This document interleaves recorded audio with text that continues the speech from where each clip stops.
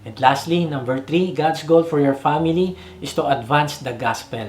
Gusto ng Diyos na ang iyong pamilya ay maging kabahagi sa pagpapalaganap ng kaligtasan.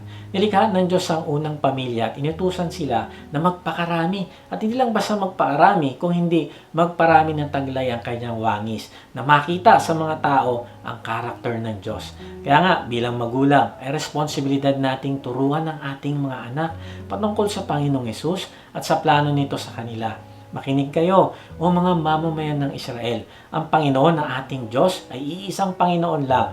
Mahalin ninyo ang Panginoon ng inyong Diyos ng buong puso, ng buong kaluluwa, at ng buong ninyong lakas. Huwag ninyong kakalimutan ng mga utos na ito na ibinigay ko sa inyo ngayon. Ituro ninyo ito sa inyong mga anak. Pag-usapan ninyo ito kapag kayo nasa inyong mga bahay at kapag naglalakad, kapag nakahiga, at kapag babangon kayo. Kaibigan, ang utos sa iyo ng Diyos ay mahalin mo siya ng buong puso, lakas at kaluluwa.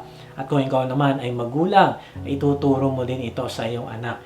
Ituturo mo ito sa iyong anak sa lahat ng panahon. Hindi mo ito iaasa sa Sunday school, kids church o sa pastor. Ikaw mismo ang magtuturo sa iyong anak. Ang goal ay maipasa din ito ng iyong anak sa magiging anak niya at magiging anak ng anak niya at wala ng katapusan. Ituturo mo sa iyong mga anak ang pagmamahal ng Diyos sa kanila at ang plano niyang pagliligtas sa sanlibutan. Ikaw ang model na makikita ng iyong anak kung paano magbahagi ng mabuting balita at kung paano gumawa ng alagad. Ipapakita mo sa kanila ang kaligayahan na dulot ng paglilingkod sa Diyos. Ipapakita mo sa kanila na masaya ka dahil meron kang Diyos na nagmamahal sa iyo at binigyan pa ng pagkakataong maglingkod sa Kanya.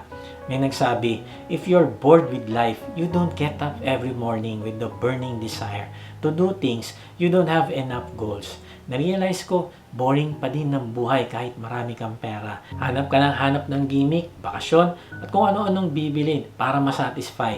Pero ang isang taong tumutupad sa goal ng Diyos para sa kanya ay hindi naboboring sa buhay. Bakit? Kasi maligaya siya na maglingkod sa Diyos. At ito ang nagbibigay sa kanya ng peace at contentment.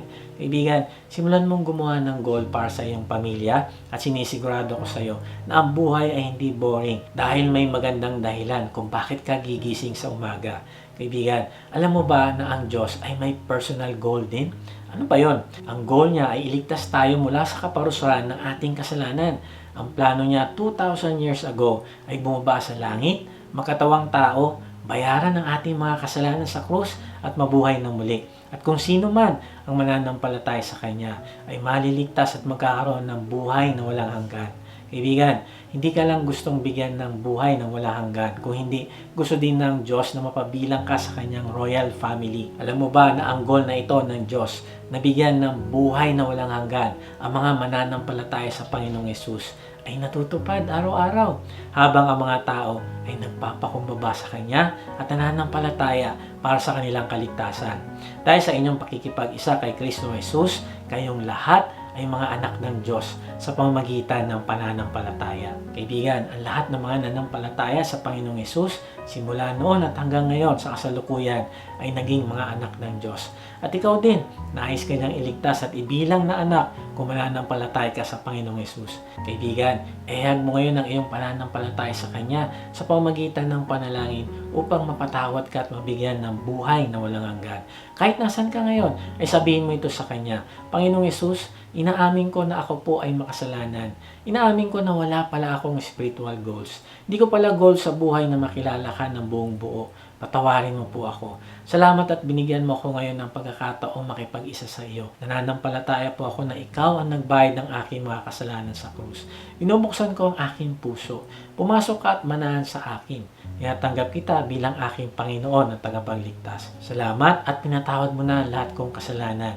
Past, present at future sins. Salamat at binigyan mo ako ng buhay na walang hanggan ngayon at ibinilang mo na din akong iyong anak. Amen. Sa ating pagtatapos, ay hahalin tulad ko ang paggawa ng family goals sa paglalaro ng basketball. Sa isang basketball game ay merong huddle time tuwing may time out o half-time break. Dito nag-uusap at nagpaplano ang team kung paano sila mananalo. Dito pinag-uusapan ang mga role na gagampanan ng bawat manlalaro. Napaka-importante nito at naiintindihan ng mga manonood ng PBA o NBA ang kahalagahan nito.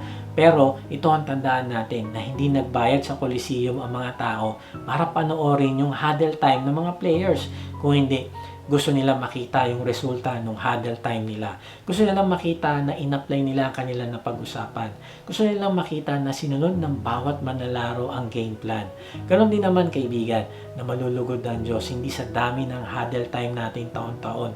Hindi siya mai-impress sa dami ng sinulat nyo na goals kung hindi malulugod siya pag nakita niyang tuloy-tuloy nyo itong in-apply sa buhay nyo. Ang goal ay hindi lang gumawa ng goal, kung hindi isabuhay ito sa tulong ng Diyos. Ang goal ay hindi mag-umpisa o hindi tapusin ang napag-usapang family goals. Kaibigan, simulan mong maging consistent at focus sa iyong goals at kinagarantiya ko sa iyo na magbabago ang iyong buhay at makakapagbigay kayo ng karangalan sa Diyos